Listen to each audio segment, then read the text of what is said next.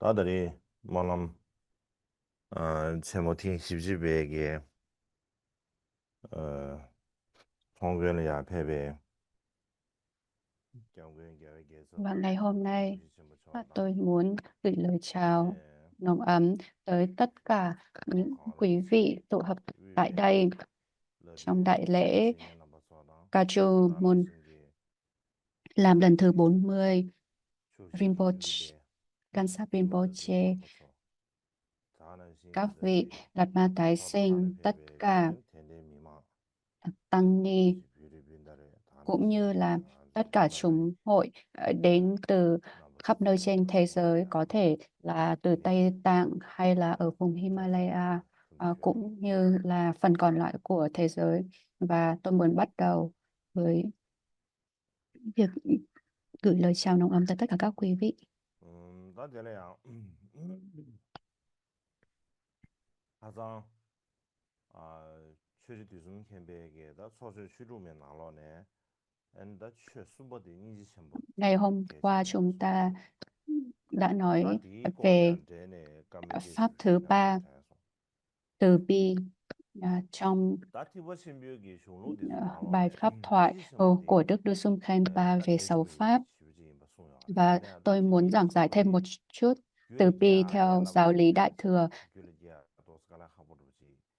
là 이스나 rất quan trọng, 선생님 là tối quan trọng, nhưng mà thường rất 다다 khó để 수로로 có thể 나로네 인지 phát 사야지 khởi trong 그래지 tâm thức của chúng 삼사비 ta. 아니 심지어 담지 동해를传递기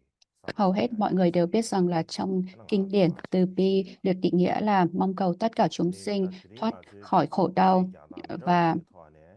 tôi 아니 nghĩ là tất cả 디디고야 chúng ta đều hiểu 시비입니다 từ 도 bi là 멘로레 gì. Nên là 멘로라서 tôi nghĩ sẽ hữu ích 그러지 hơn nếu hôm nay chúng ta giải thích điều này từ một 근데 góc nhìn 다시 한번 khác 양아 저기 당봉에래야 và có 초아민도 thể mang lại 초나민도 숨을 lợi ích cho quý vị. 쉬나도 돼서 초나민도 숨을 야비 십두루 체제 아니 Và 저기 인지사 그러지 뭐 chúng ta sẽ 다시 thảo luận và 담방민도 so 지 sánh 원래 về 관념이 ba trạng thái 있다 cảm xúc khác 그러면 nhau để 숨을 có thể hiểu 초아 về từ 숨부디 bi 가라가라 từ 얘기가 nhiều phương 아니 diện khác 란진지 nhau. Tôi nghĩ nó sẽ lợi ích. Và ba cảm xúc đó là gì? 순수 Thứ nhất 개변지 đó 보람다 là ích kỷ. 디가 좋아다 아니 총매 캐리한 거 좋아지다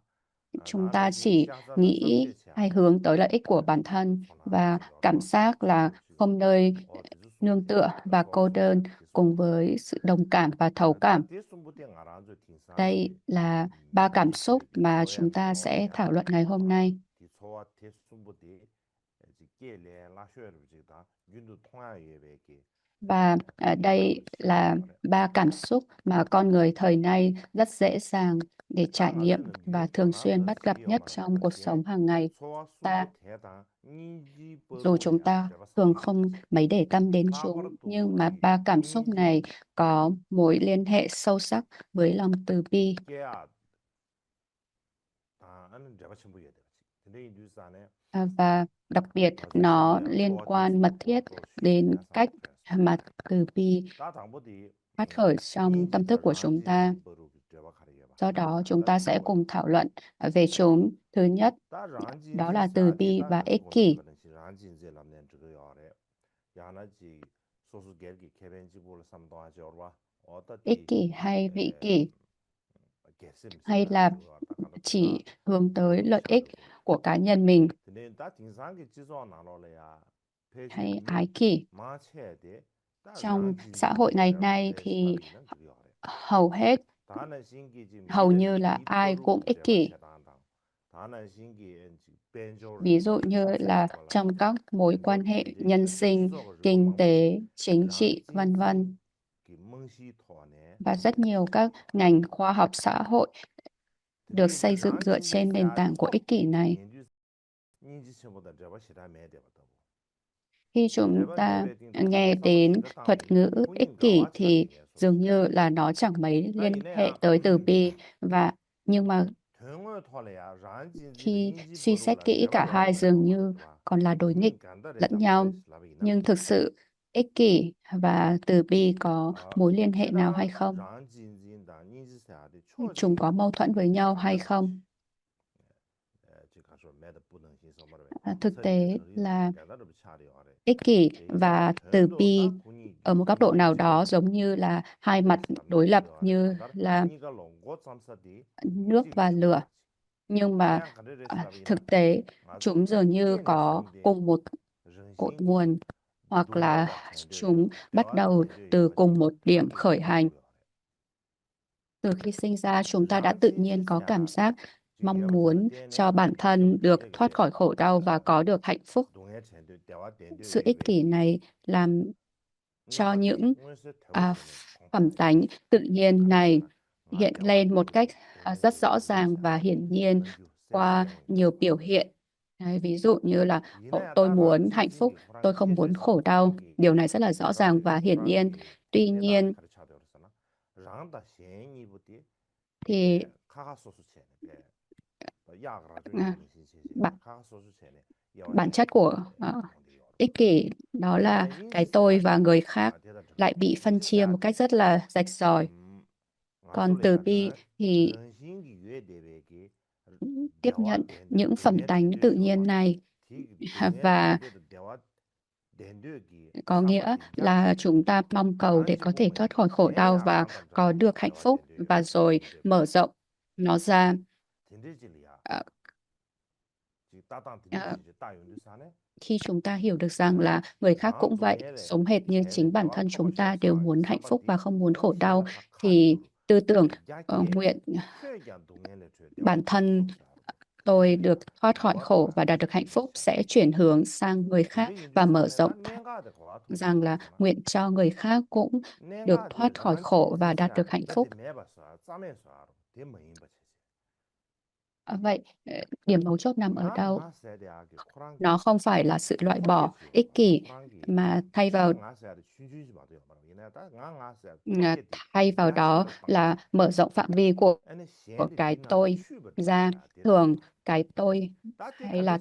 hay là bản ngã rất là hạn hẹp, đúng không? Và ở đây thì chúng ta mở rộng phạm vi của cái tôi đầy hạn hẹp, đầy giới hạn này ra. Chúng ta nên làm điều này như thế nào?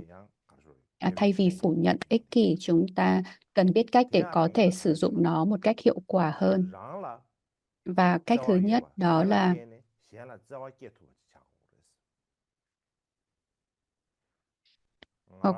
bởi vì chúng ta yêu thương chính bản thân mình nên là chúng ta có thể phát triển tình yêu thương dành cho người khác. Chúng ta là người biết rõ nhất cách để yêu thương bản thân mình. Chúng ta là người rõ nhất và chúng ta cần bắt đầu từ cảm giác này để bắt đầu thấu cảm với người khác. Người kia cũng đang trải qua khổ đau một mình và họ cũng mong chờ được người khác yêu thương họ.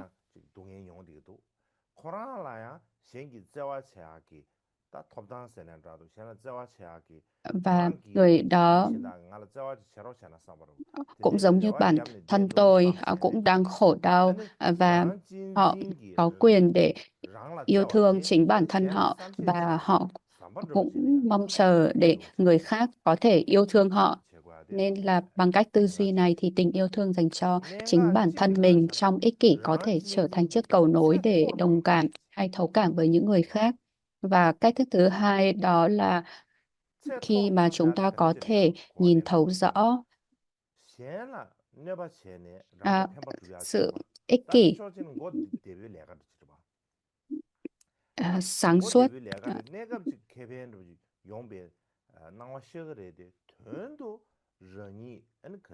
và có nghĩa là chúng ta nâng cấp sự ích kỷ này lên thành sự ích kỷ sáng suốt. Ví dụ như là chúng ta có thể thấy rằng là sự ích kỷ làm hại người khác để lợi mình, và cuối cùng sẽ chỉ tạo ra sự cô độc, lẻ loi và chướng ngại cho chính bản thân mình. Và ngược lại, nếu chúng ta chân thành giúp đỡ người khác từ tận đáy lòng, không chỉ mang lại hạnh phúc và sự ấm áp thực sự cho chính bản thân mình, mà nó còn tạo ra sự bình an trong tâm thức của chúng ta.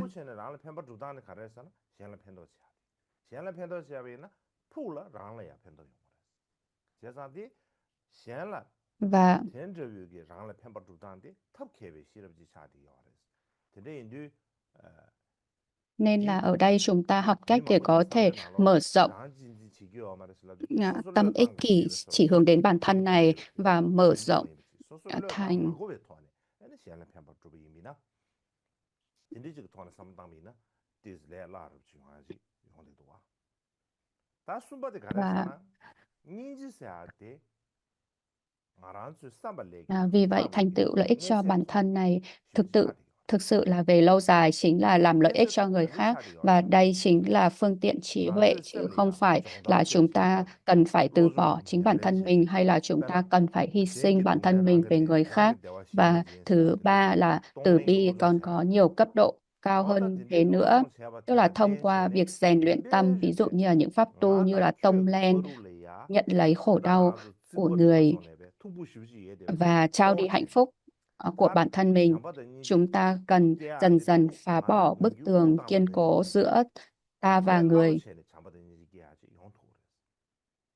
타당 Và 알아서 cuối cùng 잠바더니지 thì 깨베도 바디 việc phát triển lòng 나다 từ ái 셴게 bi mẫn có 버룰레야 thể trở 찌다 nên rất là tự 투부시비지 nhiên 찌주예베 như 인자 hơi thở. 랑스야디다 셴크스야디 버룰데랴 파르타 십지예베 인자 디 균살데네 랑레야 자와 체바는지 셴라 자와 체바는 Và vì chúng ta 근데 인도다 có 셴라 펜바 khoảng cách 줄라 giữa bản 샤디 thân và 니 những người 페베하고 khác, và 쉐디 nếu 삼삼 mà 딘데기 có 쌈 딘데기 삼로 동다시 ờ, 무슨바 sự khác biệt 나랑게 đó thì 차브에베기 sẽ 차와기 rất khó để 굴레기 chúng ta có thể làm lợi ích được cho người 딘데지기 khác. Và để có thể 삼바지 thành tựu lợi ích cho người 베트베 khác 지다 không phải là việc 다양해지 là tôi đang làm 셴베 việc 십지 thiện, 도비 임산사로 mà 딘데기 đơn giản là việc 상하로체야 cần phải làm. 톱체달 지금 엄석이 알아 Và với thái 딘데지 độ này thì 임바 chúng ta không còn chấp trước vào đó nữa. 다다지 소수기 주베 소수기 Chúng ta không làm, không 가쇼기 giúp 차와르 người khác, chúng ta 주베 không làm việc thiện 딘데기 để 삼동단 교토 제고 chỉ để thể hiện 딘데지 người khác, 주무사나 아니 알아주 등진기 누버 탐보티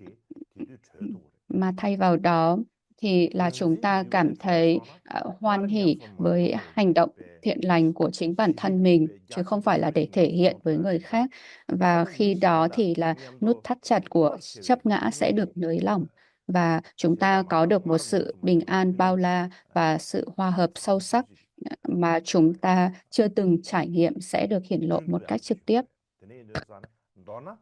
란진지 세아데 닌지 란진지 Nếu chúng 닌지 ta 세아데 có khả năng 아주기 펜주지 군중기 xây dựng sự 단단도 hòa hợp 탑데기 này 서로지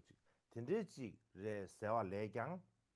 thì 란진지 là 세아데 빼나 ích 알아도 kỷ và 누버드 từ bi 세르기 không phải 누버 là 세아 kẻ thù 녜레데 nữa, 규제 mà 담바데 ích 그거로바 kỷ thì 제자 giống như 란진지 là đất 세아데 sét chưa 공범 nung, 안주베 공건 còn 담바도지 từ bi thì giống 규제 như một chiếc 담바도 차비요 bình đẹp 닌지 đẽ được 세아데 nhào nặn 아니 bởi 시럽게 bàn 제게 tay khéo 셀레 léo của 분반 trí 제고시다 huệ.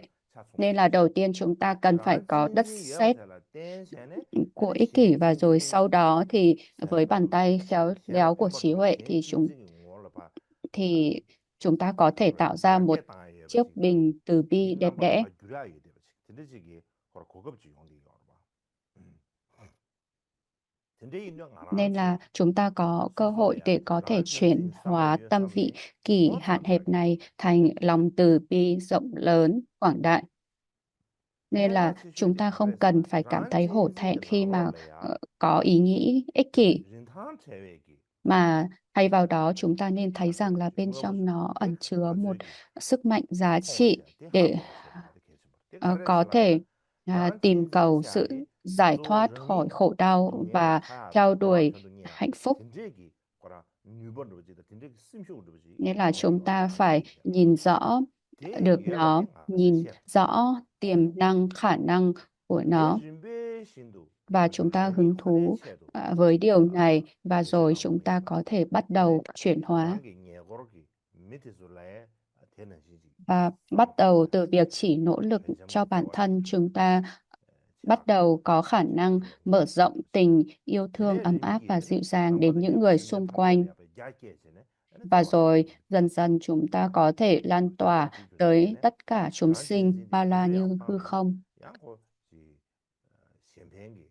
삼발랍 Nên 쳔버지야 là 기분이야 vấn đề ở đây là chúng ta 고베베 phải sử dụng tâm vị kỷ này một cách đúng đắn, 라스라데기 thì khi đó 란진지 chúng 고라 ta 시스베 có thể 이날에 통매 chuyển 개양 hóa nó 삼바지 thành lòng 얘는 từ 유버 되는 bi 고슈야 rộng lớn, làm lợi ích cho tất cả mọi chúng sinh. Và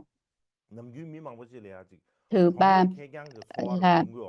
các pháp đối trị dựa trên cảm giác không nơi nương tựa và cô đơn. Chúng ta thường nghĩ rằng là cảm giác không nơi nương tựa và cô đơn đến từ những suy nghĩ như là ồ, không ai quan tâm đến tôi cả, không ai tử tế với tôi cả.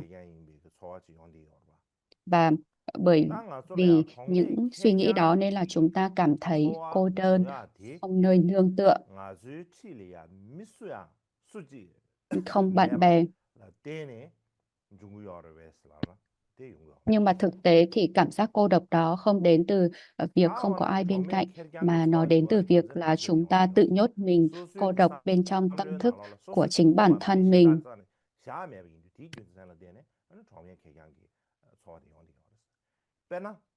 Chúng ta chỉ nghĩ đến bản thân mình và chúng ta không cho ai bước vào thế giới nội tâm của mình. Ví dụ như là giả sử có một người xây một bức tường rất cao và bức tường này không phải là làm từ đá hay gạch, mà ở đây thì là họ xây bức tường này là dựa trên những cảm xúc cá nhân của họ. Và lý do họ xây bức tường đó là vì họ chỉ chú tâm vào những cảm xúc của riêng mình và họ cứ suy nghĩ đi suy nghĩ lại về nỗi khổ của bản thân mình, và rồi trở nên chấp trước mạnh mẽ vào ý niệm rằng là mình là một người rất là đặc biệt. Và rồi sau đó thì họ tự nhốt mình bên trong bức tường đó, và rồi ngày đêm cứ nhìn chằm chằm vào từng vết nứt và góc cạnh của bức tường ấy. Và càng nhìn kỹ thì họ càng cảm thấy rằng là mình lẻ loi trên thế gian này, và những âm thanh từ bên ngoài bức tường không thể lọt vào và ánh sáng từ bên ngoài cũng không thể dọi tới. Và lúc đó thì một cách tự nhiên họ sẽ cảm thấy không nơi nương tựa, bạn bè và cô độc. Và đây là bức tường cô độc mà họ đã tự tay xây nên, và họ tự đặt mình vào bên trong đó, và rất khó để có thể phá vỡ được bức tường này. Và đôi khi khi chúng ta tự hỏi những câu hỏi như là ý nghĩa của sự tồn tại của tôi là gì? Ý nghĩa của cuộc đời này là gì? Hay là tại sao tôi phải chịu đựng nỗi khổ này? Và điều này thì là nó giống như là chúng ta đang ở trên sân khấu và mọi ánh đèn để chiếu đều chỉ đổ dồn về một mình chúng ta. Và rồi chúng ta không thể nhìn thấy bất cứ điều gì như từ chính bản thân tôi. Khi mà tôi đi giảng pháp ở bên ngoài thì là đôi khi ánh sáng chỉ chiếu vào mình tôi, và chỉ có tôi là bừng sáng, còn tất cả mọi người, tất cả xung quanh đều tối. Và ờ, trừ khi mà chúng ta phải che tay và cố gắng nhìn thì chúng ta nhìn thấy mờ mờ vào thôi. Nên là ở đây nếu mà chúng ta chỉ chú tâm vào những cảm xúc của riêng mình, là như là tại sao chỉ mình tôi phải chịu đựng khổ đau này, vân vân. Nếu mà chúng ta nghĩ như vậy, chúng ta không nhìn thấy ai khác. Và trong những lúc như vậy thì hữu ích nhất là hãy quay lại phá bỏ bức tường mà chúng ta đã xây, và thay vào cứ dán chặt mắt vào những vấn đề nhỏ nhặt trong tâm thức. Và thay vì nản lòng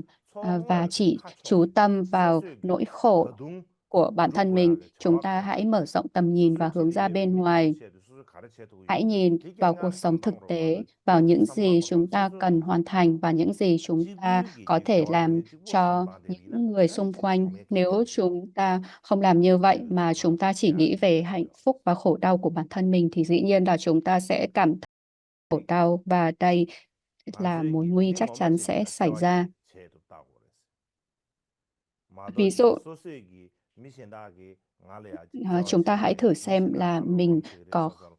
khả năng để trao đi tình yêu thương cho một người thực sự nào đó hay không, thay vì chỉ ngồi chờ đợi người khác yêu thương mình. Và hãy thử xem mình có thể chăm sóc một chậu hoa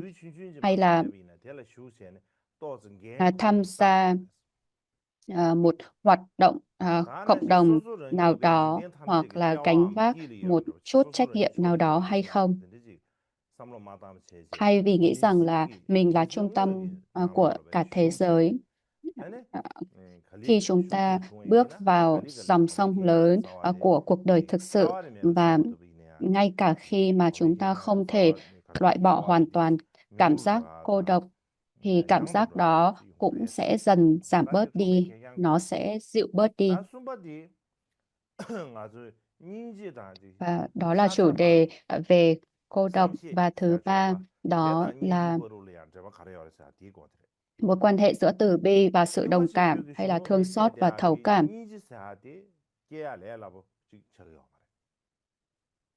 Và khơi dậy từ bi như được giải thích ở trong các kinh điển Đại Thừa là một điều không dễ dàng.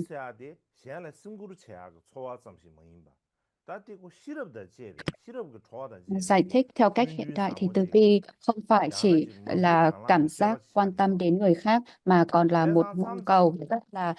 sâu xa, được dẫn dắt bởi trí huệ bát nhã Prajna và là một hành động tự nguyện, tự truyền cảm hứng, tự khuyến tấn.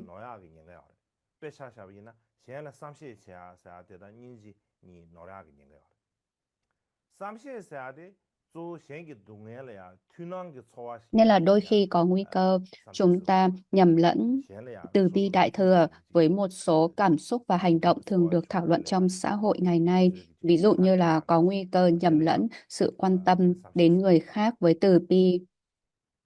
Sự thấu cảm là khi có một cảm giác cộng hưởng sinh khởi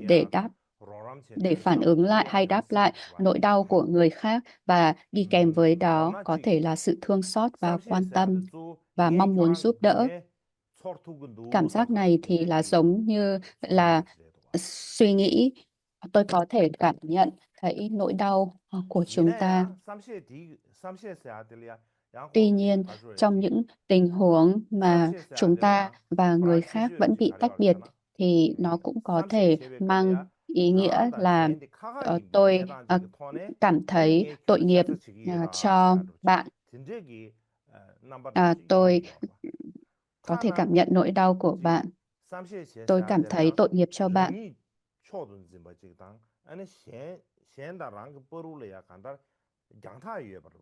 Hoặc là thậm chí nó còn hàm chứa một loại kiêu ngạo và ý thức về khoảng cách với đối phương. Nhưng mà từ bi chân chính không phải như vậy.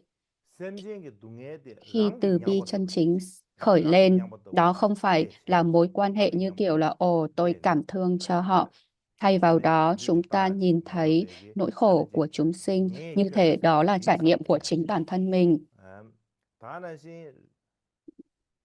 Chúng ta không nghĩ rằng là tôi làm như vậy là để cho bạn. Chúng ta không chấp trước vào suy nghĩ đó. Và hơn nữa thì nó không chỉ hướng tới những đối tượng cụ thể như là người thân hay bạn bè, mà là nhìn tất cả chúng sinh với tâm bình đẳng. Tất cả chúng sinh đều ngang bằng nhau, nên là có mối liên hệ không thể tách rời giữa từ bi đại thừa và lý duyên khởi. Và Như vậy là bởi vì có tín tâm, chúng ta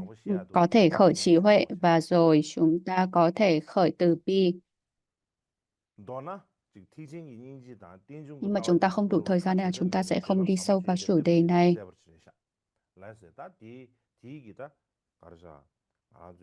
Và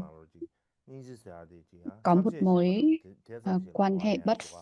phân, mối liên hệ bất phân giữa từ bi đại thừa và lý duyên khởi. Nên là thường khi nghĩ về từ bi chúng ta nghĩ về sự đồng cảm, thương xót hay thấu cảm, nhưng mà thực ra nó còn nhiều hơn như thế.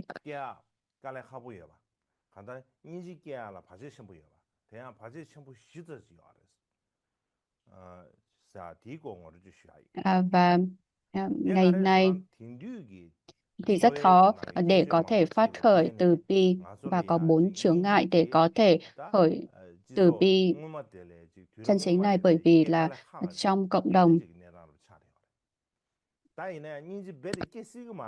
trong thời hiện đại thì là chúng ta cảm thấy là nó còn khó phát khởi hơn so với thời xưa, nhưng mà điều này không có nghĩa là không thể khởi từ bi. Nó rất khó nhưng không phải là không thể. Và bởi vì nó khó phát khởi nên là nó là vô cùng cần thiết, là tối quan trọng. Và chướng ngại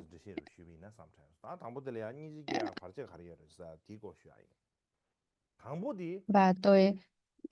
đầu tiên tôi muốn nói về chướng ngại để phát khởi từ bi. Thứ nhất,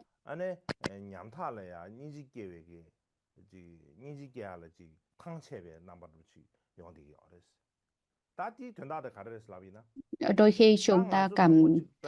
thấy kiệt sức khi mà chúng ta có từ bi, khởi lòng từ bi đến những người khác. Ví dụ như là khi mà chúng ta đối mặt với những người rất là khó khăn,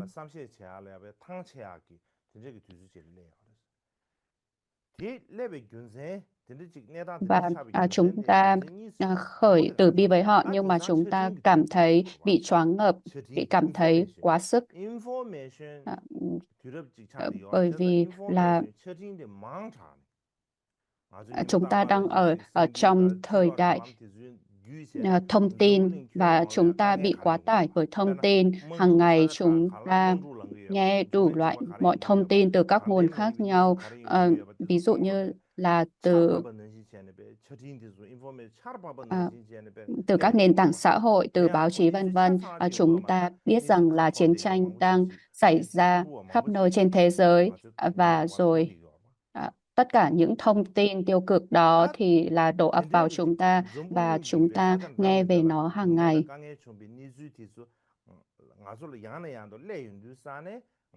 Và tất cả những khổ đau chướng ngại của thế giới khi tiếp tục đổ dồn vào chúng ta, và như thế thì là tâm thức của chúng ta có khả năng tự bảo vệ chính mình.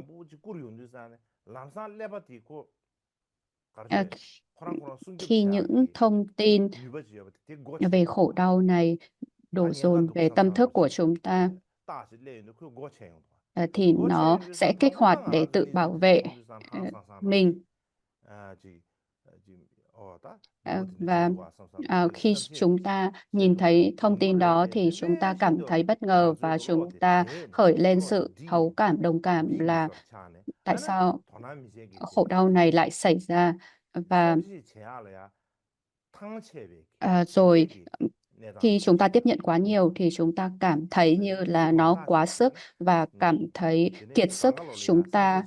tiếp nhận quá nhiều thông tin như vậy và chúng ta không thể chú ý đến tất cả, và chúng ta cảm thấy quá sức để có thể khởi lên sự đồng cảm, thấu cảm, chú ý tới tất cả mọi người, tới tất cả những khổ đau trên khắp thế giới này. Nên là tâm thức của chúng ta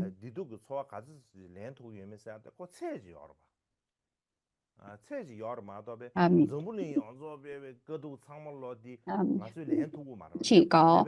một giới hạn nhất định để có thể tiếp nhận tất cả những thông tin khổ đau tiêu cực ở khắp nơi trên thế giới. Nên là khi tất cả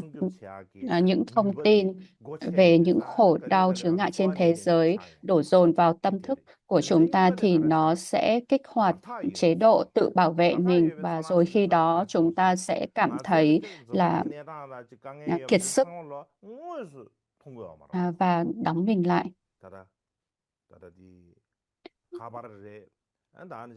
Và khi đó thì là chúng ta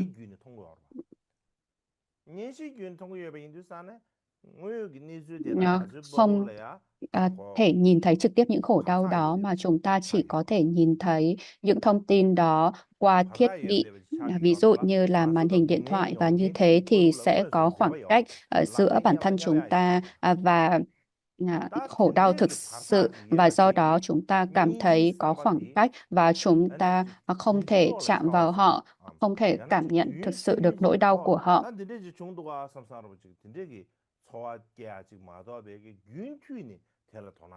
Và khi đó thì tâm thức của chúng ta chỉ đơn giản nhận ra rằng là đây là điều xảy ra, và rồi chúng ta không thể thực sự áp dụng vào trong thực hành của chúng ta. Ví dụ như là chúng ta chỉ cuộn điện thoại của mình và nhìn thấy những thông tin đó, và chúng ta tiếp tục cuốn xuống và nhìn thấy những thông tin, những khổ đau đó, và chúng ta chỉ đơn giản nghĩ rằng là ồ, nó xảy ra. Chúng ta chỉ nghe thấy nó, nhìn thấy nó, mà chúng ta không khởi lên một cảm xúc đặc biệt nào. Và chướng ngại thứ hai đó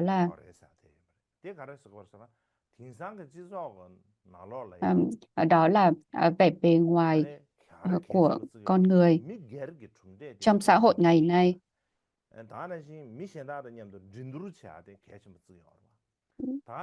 Những sự cạnh tranh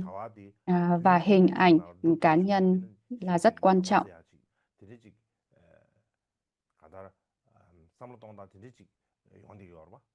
Và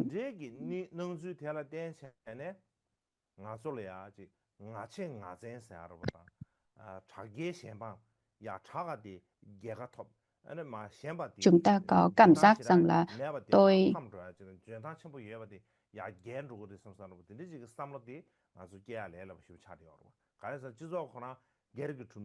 rất dễ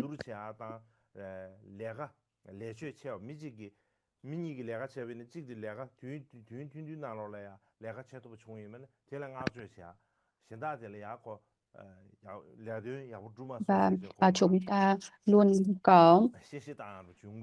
nhu cầu phải làm gì đó, và chúng ta lo lắng rằng là nếu mà chúng ta không làm nó tốt thì là chúng ta sẽ cảm thấy là nếu chúng ta không làm tốt thì nó sẽ rất là phạm thời gian.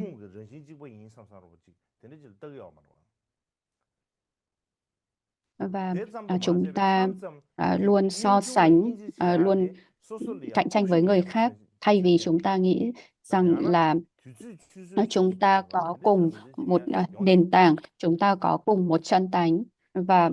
chúng ta không có khả năng để có thể cảm nhận được khổ đau của người khác. Và ngày nay thì là cuộc sống cũng diễn ra rất là nhanh, chúng ta không có thời gian để làm mọi thứ, không có khả năng để làm mọi thứ, và do đó chúng ta thay vì chú ý quan tâm đến người khác, chúng ta chỉ quan tâm đến bản thân mình, ví dụ như là trả tiền thuê nhà, hay là chăm lo cho con cái, gia đình nhỏ của chúng ta, và chúng ta chỉ tập trung vào bản thân, vào gia đình của mình, và chúng ta không quan tâm đến những người khác. chúng ta không 근데 nghĩ 인디사는 다 근데 và 지기 chúng ta 내랑 cũng 나로래야 không nghĩ rằng là 미신달래야 khi khó khăn chúng ta có 세월 thể giúp người 뒤야 khác như 뭐가 thế 불안해요. nào. Chúng ta không có 걔가는 cơ hội để yêu thương người khác và chúng ta cũng nghĩ rằng là mình không có khả năng để yêu thương người khác mà chúng ta chỉ chú ý vào cuộc sống của cá nhân mình.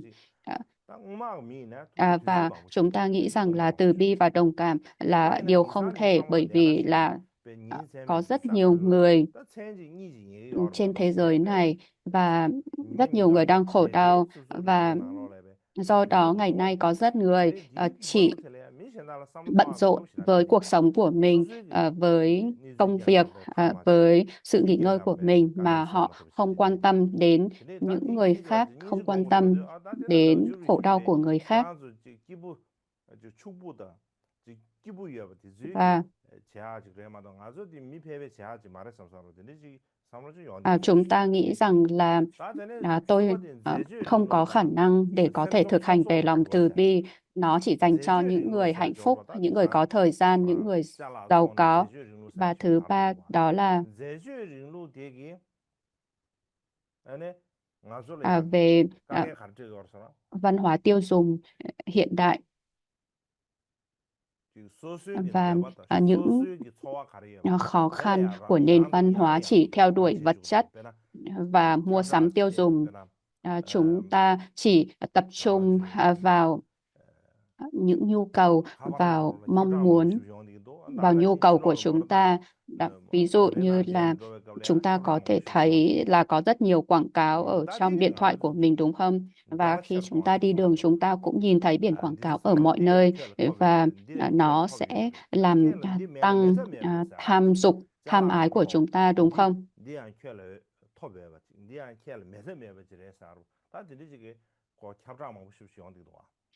Chúng ta sẽ luôn nghĩ rằng là ồ tôi cần phải có nó. Đó là chúng ta bị quảng cáo kiểm soát và chi phối và rồi chúng ta sẽ và như thế tâm tham dục của chúng ta sẽ ngày càng tăng trưởng, ham muốn của chúng ta ngày càng chúng ta luôn nghĩ là mình muốn cái này, mình muốn cái kia chứ chúng ta không có thời gian và để có thể nghĩ về những người khác.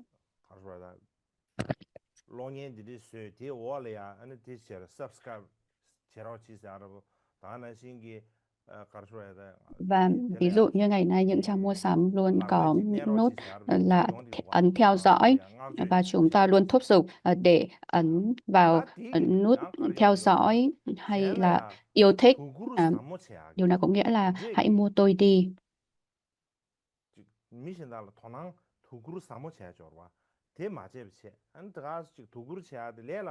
Và thay vì quan tâm đồng cảm tới người khác, chúng ta chỉ chú ý tới bản thân mình, nhu cầu của mình và những điều chúng ta muốn.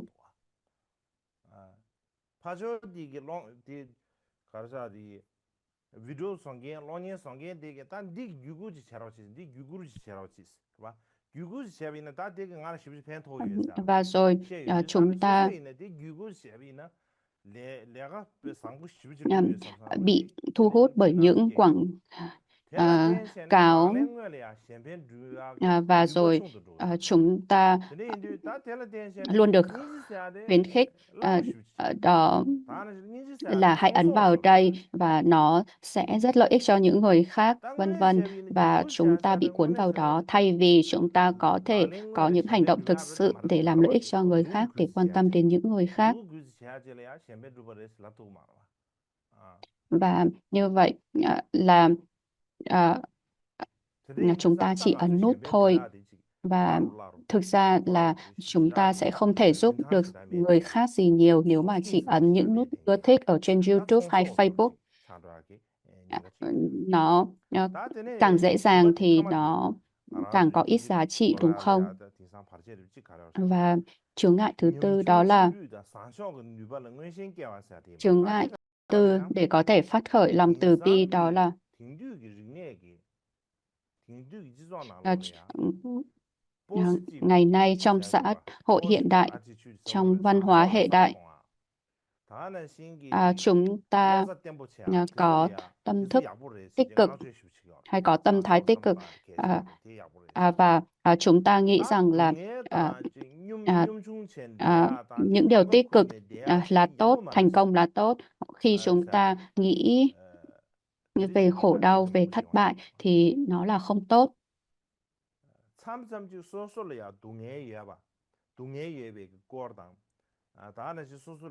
Đôi khi chúng ta chịu khổ đau và chúng ta nói về khổ đau mà chúng ta đang chịu đựng, chúng ta muốn chia sẻ nó, nhưng mà mọi người sẽ nói rằng ồ, đây là một điều hết sức tiêu cực, và rồi họ dán nhãn là bạn có năng lượng hết sức tiêu cực. Và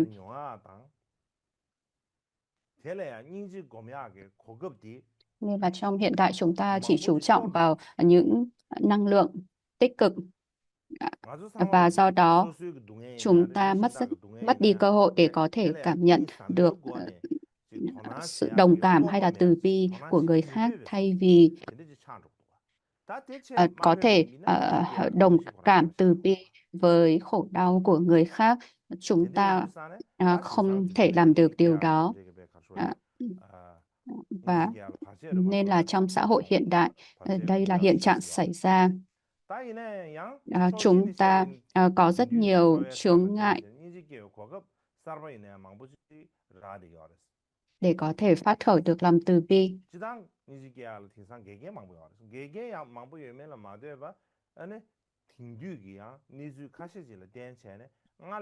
Và dĩ nhiên là có rất nhiều những chướng ngại khác để phát khởi từ bi và đồng cảm, nhưng mà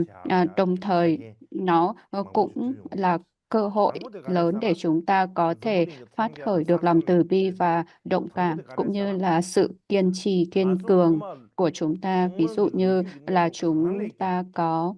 góc nhìn toàn cầu. Chúng ta có được nhiều thông tin hơn bất cứ thời đại nào trong quá khứ.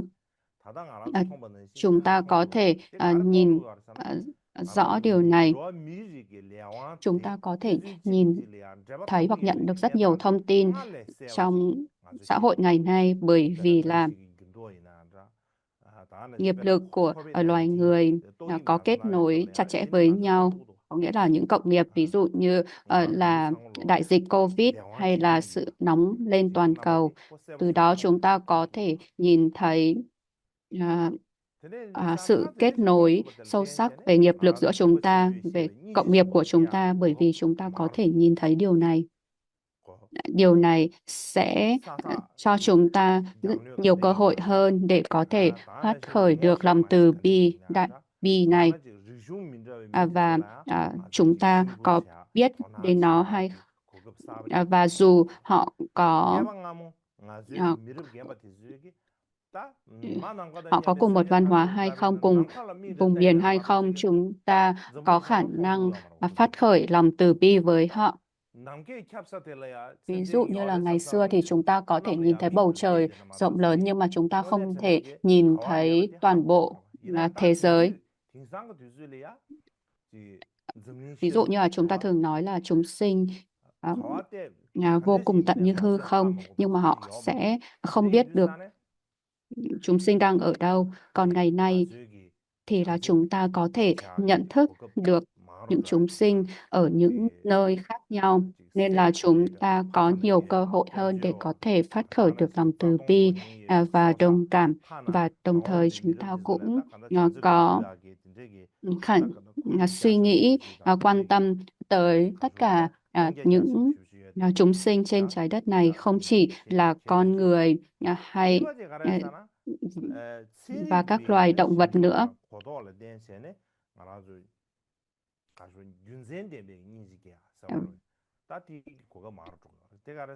Và chúng ta cũng có khả năng phát khởi được lòng từ bi, có lý trí hơn, dựa trên luận lý, bởi vì là nhờ vào sự phát triển của khoa học kỹ thuật.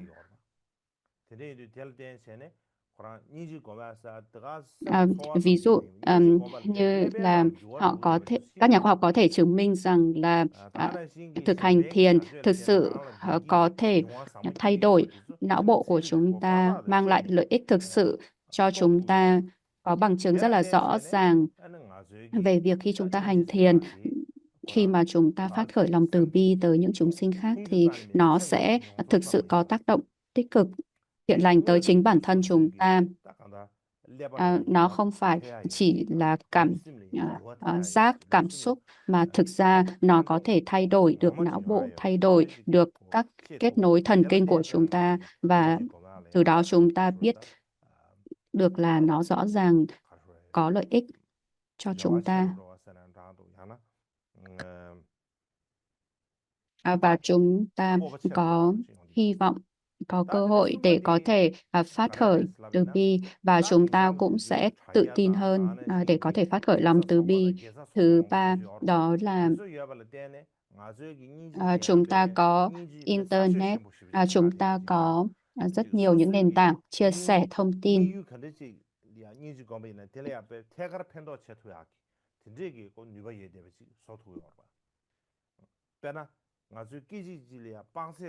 Và như vậy chúng ta có cơ hội để có thể phát khởi lòng từ bi, để có thể giúp đỡ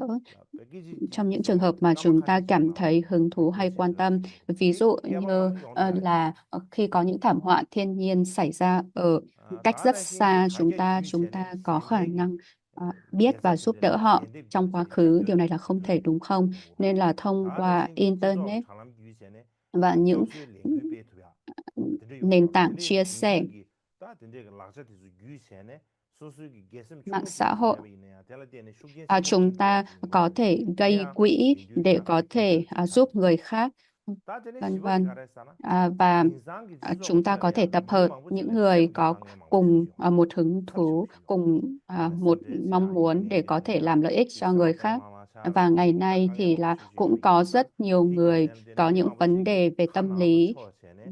một số rất là nghiêm trọng, ví dụ như là trầm cảm, hưng phấn, tuyệt vọng, vân vân. Và họ bắt đầu thực hành thiền Phật giáo, ví dụ như là chánh niệm tỉnh giác. Họ có nhiều nhu cầu hơn và họ cũng bắt đầu hứng thú và bắt đầu thực hành thiền với chánh niệm tỉnh giác. Ví dụ, ngày nay có rất nhiều những người có vấn đề về tâm lý, nên càng nhiều người có hứng thú với việc rèn luyện nội tâm, và đây cũng là cơ hội để có thể thực hành thiền về lòng từ ái bi mẫn này. Nên là xã hội hiện đại ở một khía cạnh có rất nhiều chướng ngại để có thể thiền về từ bi, nhưng mà đồng thời nó cũng đưa lại rất nhiều cơ hội, lý do để có thể phát khởi được lòng từ bi này. Và tiếp theo đó là làm thế nào người hiện đại có thể thực hành về từ ái này hay từ bi này. Chúng ta nên bắt đầu với những điều nhỏ thôi. Ví dụ như là chúng ta có thể tắt điện thoại và đặt nó xuống, và rồi chúng ta nhìn vào người xung quanh. Ngày nay mọi người chỉ chăm chăm nhìn vào điện thoại mà không hề giao tiếp với những người khác, nên thay vì làm như vậy, chúng ta hãy đặt điện thoại xuống và chúng ta hãy nhìn những người xung quanh chúng ta, cha mẹ, bạn bè, gia đình, vân vân. Và rồi chúng ta hãy quan sát họ đang cảm thấy như thế nào, họ đang ở trong tình huống như thế nào, và cũng đừng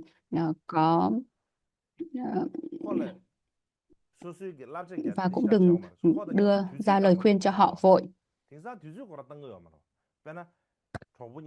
Chúng ta không cần phải đưa ra lời khuyên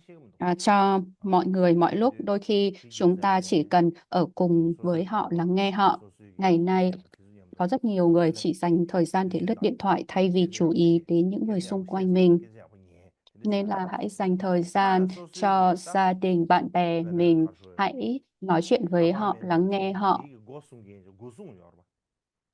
저기 다 somare. 대단히도 계속 콜 참지슈야. 다나신 deliver somare.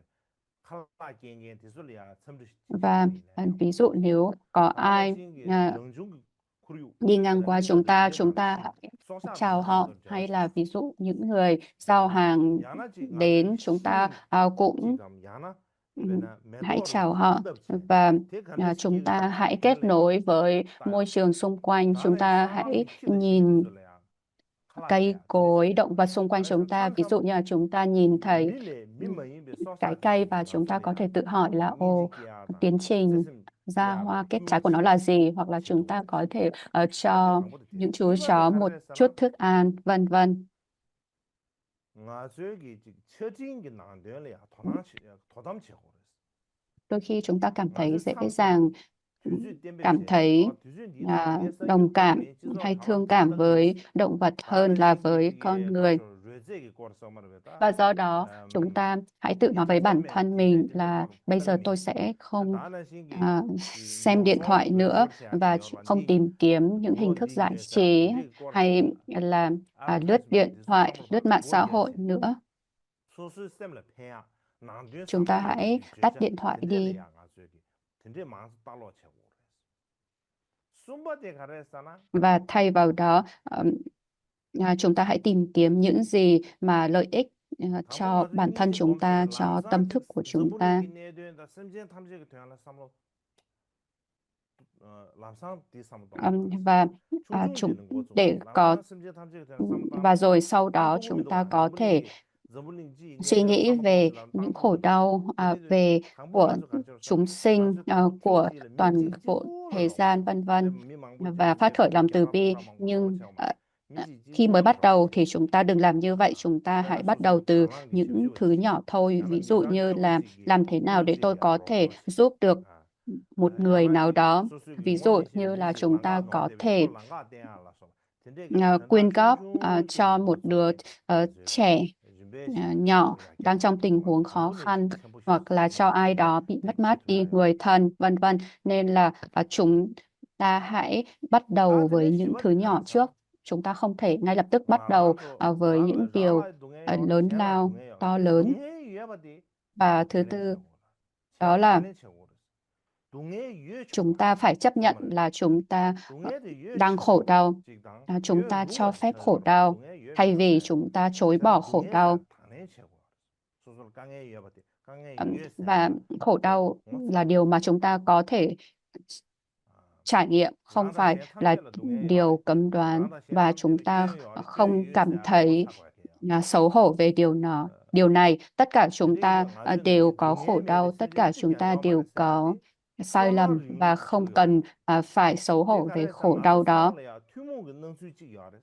콜레야 동해 요래 알아야 동해 요래 근데 이제 뒤균세나 때네 땅 아주 냠도 지 니도 Và 손을 찍고 tất cả chúng 냠도 ta 내가 thì đều 시사로 지 요래 có 사람 뒤지를 chung bản chất này, bởi vì là tất cả 지도하나 chúng ta đều có 균득이 khổ đau, đều 소화지 phạm lỗi lầm, và do đó 근데 chúng ta có 싸게 thể 타고 kết 지다 nối được với những người 지구상에 khác, và chúng 균득이 ta có 소화산 thể 균득이 지도 집에 싸게 hành động cùng 싸게 với 타고 nhau. 지고 지다 지구 차디고 뒤강래야 싸게 타고 뒤강래야 니지도 그 사변 잠부지 깨야 돼 깔라가 차디요 깨야 깔래 첨부 요래 이내 깔래 지점 첨부 요봐 대수지기 고 린당 첨부 임바지 전투 요래 Và 빼나 최강 그 나라로 ngày nay thì 최강 rất khó để có 최강 thể 그 나라로 phát khởi 채를 được lòng 매도 từ 되고 bi, 여러분 아주 nhưng 매도도 mà 다 bởi vì 최강 나라 nó rất 매도도 khó nên 채워디 là 고 ngày nay 가서 nó 콘 càng 뉴베시아 quý báu để có thể phát khởi 콜 được lòng từ bi. 쇠센시다요 말아 이내 사 Ví 톰뷰기 dụ 리작 채를 깨데 như 베르냐서 là 루부도 cái 비마 cây mọc 고 lên ở 깨알 trong 깔래요 nhà 봐 kính 깨알 깔래 요래데 thì là 고 깨알 깔래 요에 받는 신지기 không 코로나 루주 센다 만들어지 요래 진타 센다 만들어지 요래 내게 소외기 맨 처음부터 차리 요래 이 ừm, 균선 때에 딩듀기 지소 채려야 안에 인지 깨알 강에 요래 à, 강에 치지 và 요래 대수지기 cây cối 린당 vẫn có thể 채고 phát triển 대신 ở 아주 이게 trong nhà xanh. 니지 깨토 쇼이나 앙아르다면 줘야지 Và 근데 이게 유배처럼 차줘야 bởi 지다 vì 가르쳐 텐더시 뭐 là chúng vẫn nhận được chất dinh dưỡng. 다들의 Và 샴래야 ngày nay 디가 thì rất 니딩 세제 khó để 주루가 phát khởi 쳐야 được lòng từ bi. 되나 Nhưng 니지 nếu 샴다 mà 트럼 chúng 되는 ta 집에 có thể cảm nhận được giá trị sự quý báu của từ bi thì chúng ta có thể bắt đầu phát khởi được lòng từ bi của chúng ta. Và rồi chúng ta sẽ tiếp tục với bài pháp thoại 6 phát của Đức Đô Khenpa. Do đó chúng ta cần đại bi và trí huệ hợp nhất. Thừa Ba La Mật giải thích rằng là chúng ta cần phương tiện và trí huệ song hành. Kinh Tượng Đầu Sơn dạy phương tiện thiếu trí huệ là trói buộc, trí huệ thiếu phương tiện chính là trói buộc. Trong mật chú, ý nghĩa của giai đoạn phát triển và hoàn thiện không bao giờ tách rời. Nếu thiếu một trong hai, con sẽ không đạt được giác ngộ, giống như con chim bị cắt đi một cánh vậy. Đức Dosung Khenpa nói rằng là không thể đạt được Phật quả vô thượng chánh đẳng chánh giác. Để có thể đạt được Phật quả chánh đẳng chánh giác vô thượng thì tín tâm và trí huệ hay từ bi là quan trọng nhất, và hoặc là chỉ và ở đây thì Đức Dosung Khenpa không nói rằng là để đạt được Phật quả vô thượng thì tín tâm, trí huệ và từ bi là quan trọng nhất, hoặc là chỉ cần một trong số đó là đủ. Thay vào đó, Ngài nói rằng điều quan trọng nhất là tất cả chúng ta phải tập hợp, là chúng phải được tập hợp lại như chúng ta đã thảo luận từ trước đó. Trên nền tảng của tín tâm phải có trí huệ, và điều này được nhấn mạnh trong bối cảnh ngày nay là ngoài trí huệ thì cần phải có từ bi. Và nói một cách tổng quát thì trong các kinh điển Đại Thừa dạy rằng là ngay cả phương tiện và trí huệ đều quan trọng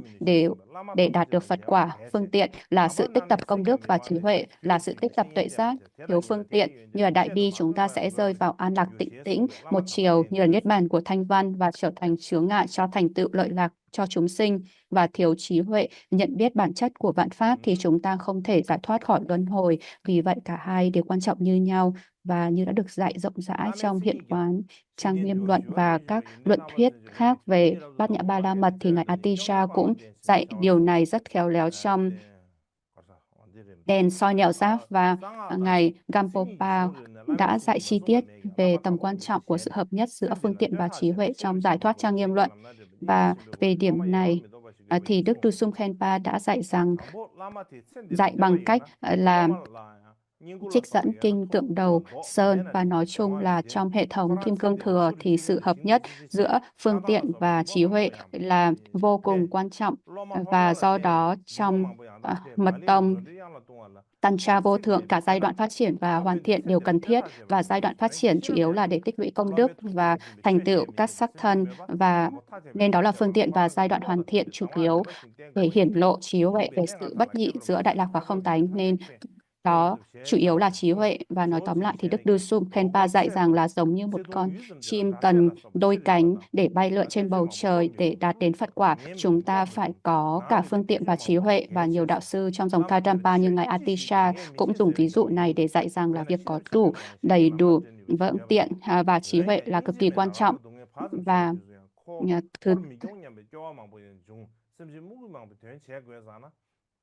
팔라 큐기 장자나 술을 칙 밀릭바 망부 용한 시비 대두스 인지면은 코에 되는 최다 깔라망부 제기야 냠바디 냠바민도 냠네 예와른도에 로양 깨시비 니지 총나 로말라 동해 총에 두스 중심이 용한 시베 임바랑 로데베 로말라 솔라 투겐 딩에 송도 마소나 롱냠베 니지 첨보지 그스 다디 라메싱이디 송도하다 라메싱이디 다보름 무시 가와송이 알았잖아 다보름 무시 초절 체면 나로래야 소주 치면 나로 라메스니 니엔다 라메스니 숨덴다 라메스니 신내 숨. Và tiếp theo đó là chủ đề về gặp đạo sư. Trong bài pháp thoại 6 pháp của Đức Dosung Khenpa, con có thể có cả 3 phẩm tánh đó, nhưng nếu con không gặp được một vị đạo sư có thể dẫn dắt con trên con đường tu, chúng cũng không giúp ích gì. Dẫu hoàn thiện mọi phẩm hạnh, thiếu đạo sư vẫn chẳng dứt được luân hồi, thiếu người lái đò, con thuyền chẳng thể sang bờ bên kia. Như đã nói, việc gặp được đạo sư chân chính là một điều tối quan trọng. Chớ khước từ bậc vĩ nhân, hãy khiêm cung phụng sự thiện tri thức. Khi gần Ngài, mọi phẩm tánh và điều phụ đó tự thấm vào tâm, chẳng cần nhọc công tu luyện. Điều đó giải thích rằng chúng ta cần đi theo một đạo sư chân chính. Ngài Gampopa đã nói trong bài khai thị về Cát Tường thù thắng. Hơn nữa, nếu chúng ta không gặp được một bậc thiện tri thức chân chính, ngay cả tín tâm đó cũng không biết đi về đâu. Vì vậy, những chỉ dẫn của bậc thiện tri thức là vô cùng quan trọng. Ví dụ một người thân bị bệnh và đi tìm bác sĩ, họ phải tìm một người có kỹ năng bậc thầy, người bác sĩ giỏi đó, biết gốc rễ của căn bệnh và biết cách điều trị nó. Ba nền tảng của bệnh tật theo y học cổ truyền đó là gió, mật và đàm ẩm, và ba nguyên nhân sâu xa là tam độc: từ tham dục sinh ra gió, từ si mê sinh ra đàm ẩm, và từ sân hận sinh ra mật. Và các phương pháp điều trị bao gồm có thuốc chữa các vị như là mặn ngọt chua, cũng như là tẩy sổ, gây nôn, cứu ngại, trích máu và thụt tháo. Và khi được thực hiện đúng cách, bệnh nhân sẽ được chữa khỏi và hồi phục. Nếu một bác sĩ không có kỹ năng điều trị thì trước tiên người đó không biết nguyên nhân gây bệnh, vì không xác định được bệnh nên họ điều trị sai cách và bệnh nhân sẽ tử vong ngay. Và ngay cả khi không chết, họ cũng cận kề cái chết. Do đó, điều quan trọng là phải có được một bậc thiện trí thức, và người bắt đầu từ việc dạy về cái chết và vô thường, và rồi dạy về các hiện tượng đều thực sự là không tính. Về đặc điểm của đạo sư là thiện trí thức, luôn nhất tâm an lạc, vắng lặng phiền não, tinh tấn trong phẩm hạnh cao thượng, và uyên bác kinh điển chứng ngộ viên mãn chân như, và các biện tài vô ngại, bản tánh từ ái, và đi theo Ngài chẳng nản chí. Trong cuốn Trang Nghiêm, Đại Thừa giải thích rõ biết người kiến tánh, biện tài vô ngại, đại từ tâm, thánh nhân bất thối chuyển chính là bậc vĩ nhân. Và theo lời đạo sư Tịch Thiên hay Vô Tận Trí, dù phải đánh đổi mạng sống chớ rời bỏ thiện trí thức, giữ trọn hạnh nguyện Bồ Tát và thông tuệ giáo pháp Đại Thừa. Và Ngài Atisa đã dạy là trong cuộc đời ngắn ngủi tạm bợ này, chúng ta không có thời gian để nghe quá nhiều về luận thuyết ngoài Phật giáo. Như ngữ pháp, chúng ta không có thời gian để học chúng. Những bộ luận về Phật pháp mới là điều quan trọng nhất. Và